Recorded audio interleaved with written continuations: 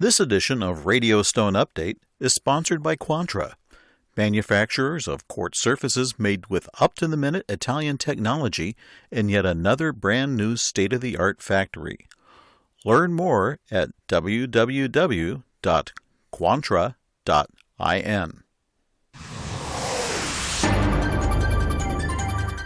Hi, I'm Kay Shipper with the latest in hard surfaces industry news from Radio Stone Update.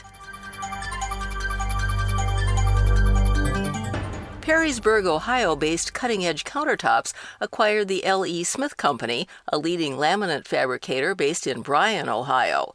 The acquisition of the 74-year-old company became official July 1st. By adding laminate and solid surfaces, Cutting Edge Countertops will expand into the commercial market, especially in multifamily projects such as retirement communities, senior living and assisted living facilities, townhouses, and apartments. The National Association of Home Builders reports that demand for multifamily housing increased to 31% of all U.S. housing. Multifamily homes provide a more affordable housing option that can include fitness centers, community pools, and other amenities. Brian Burns, Cutting Edge Countertops co-owner and founding partner, says the company is excited by the acquisition. Quote, L.E. Smith appealed to Cutting Edge Countertops as part of our strategic growth plan, similar company values, and deep roots in the commercial space, end quote, he said. Mary Ivan, L.E. Smith's CEO, agreed with Burns that the two companies are a perfect fit. Quote, our current offerings of laminate and solid surface will be enhanced with hard surface materials, including granite and quartz, to further serve our combined customers and their growing needs, end quote, Ivan said. L.E. Smith was one of the first wholesale distributors of DuPont's Corian solid surface in 1972 and added stone products to the company mix in 2017. The acquisition adds 65 employees to Cutting Edge Countertops' workforce. L.E. Smith will continue to operate under its current name as a subsidiary of Cutting Edge. Cutting Edge Countertops was founded in Perrysburg, Ohio in 2006 and has since expanded its service area with facilities in Indianapolis and Noblesville, Indiana, Wixom, Michigan, and most recently Delaware, Ohio. An investigation into possible transshipping of Chinese-made quartz surfaces through Thailand to 8 U.S. importers is continuing. U.S. Customs and Border Protection, the CBP, found what it called, quote, reasonable suspicion that the importers may have engaged in evasion, end quote, of high unfair trade tariffs imposed on quartz surfaces from China. The federal agency announced last month that it will continue the inquiry and, in the interim, restrict completion of the import process on shipments made after the initial allegations. The action comes in response to complaints made by Cambria Company, LLC, under the Federal Enforce and Protection Act, or EAPA. Cambria is a U.S.-based quartz surface manufacturer. One case involves the Thailand-based company Elite Stone Tech and 4 U.S. importers, U.S. Atlanta International Incorporated, Global Source and Supply Incorporated, and Cosmos Granite East and Cosmos Granite West.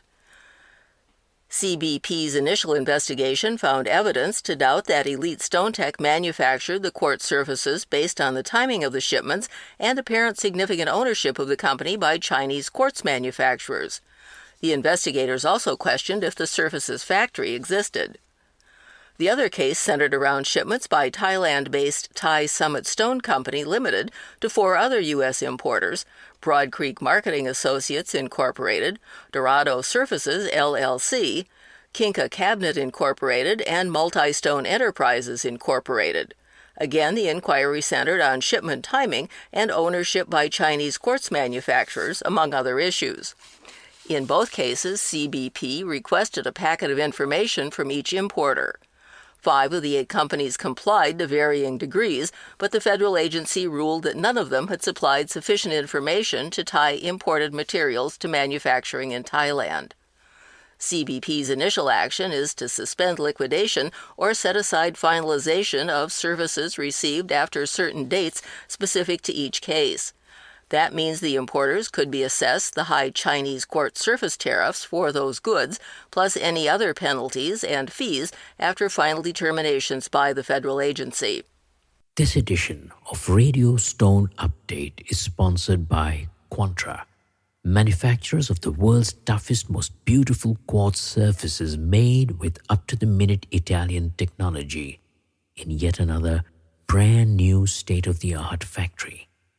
Quantra's quartz surfaces come in over 80 stunning designs in 3 sizes with every customization possible. Choice of thickness, cut-edge profiles, polished, super-honed, brushed and other finishes, from slabs to cut-to-size countertops and all the way to prefabs. You name it, Quantra does it. And now, Quantra launches the world's first range of seamless, one-piece molded quartz sinks and basins, made with Quantra's own exclusive proprietary technology, unique in all the world.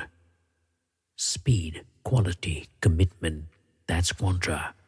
To know more about the world of Quantra, come visit www.quantra.in.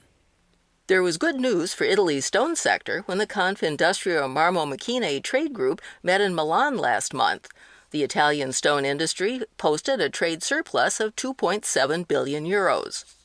Flavio Marabelli, honorary president of the Natural Stone and Stone Technology Industry Association, told the group that the sector exported 71.2% of its annual production in 2023, accounting for the surplus.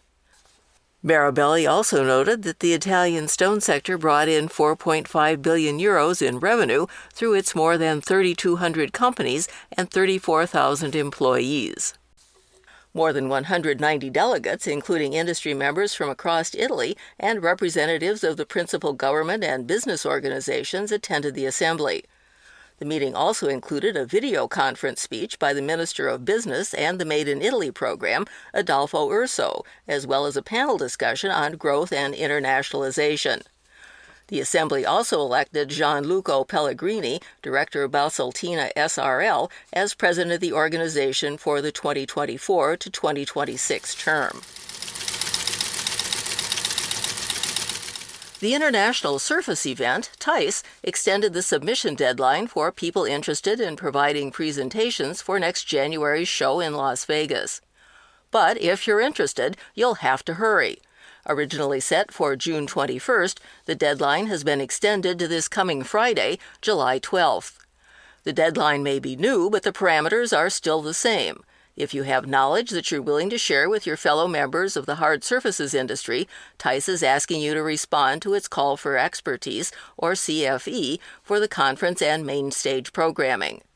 TISE is seeking presenters for 3 different types of programs: 45-minute presentations with Q&A for conference room seminars that are high profile and with content that will appeal to all 3 segments of the industry.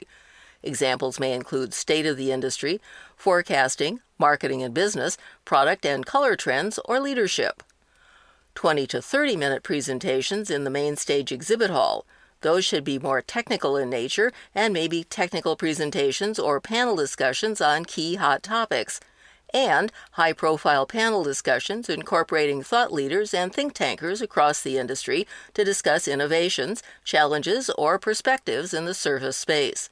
These may be 20 to 30 minutes or 45 minutes with Q&A. Again, the new deadline to apply is July 12th.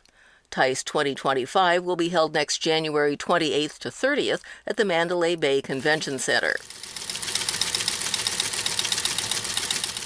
And the Jackson, Mississippi-based National Tile Contractors Association, the NTCA, announces the names of the latest companies to achieve 5-star contractor status through the organization. Fisher Tile and Marble, Sacramento, California, is welcomed as a new 5-star accredited member in the commercial category. Breckus Tile and Stone, Denver, Premier Tile and Stone, Gardena, California, and Christian Brothers Flooring and Interiors Incorporated, Lakeside, California, have received renewed 5-star accreditations. In addition, Premier Tile and Stone is the first company to achieve large commercial accreditation. To earn accreditation, companies must demonstrate a commitment to excellence in craftsmanship, customer service, and business practices. This includes adherence to industry standards, ongoing education and training, and a proven track record of successful, high-quality projects. Says Bart Batiga, Executive Director of NTCA, quote, "The 5-star accreditation is not just a recognition of past achievements, but a commitment to ongoing excellence and leadership in the tile industry," end quote.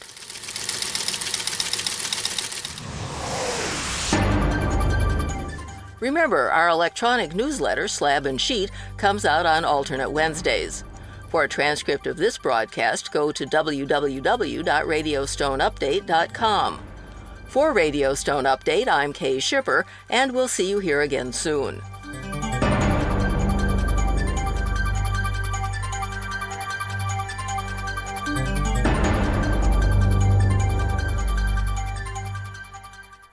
This edition of Radio Stone Update has been sponsored by Quantra, manufacturers of quartz surfaces made with up-to-the-minute Italian technology in yet another brand-new state-of-the-art factory.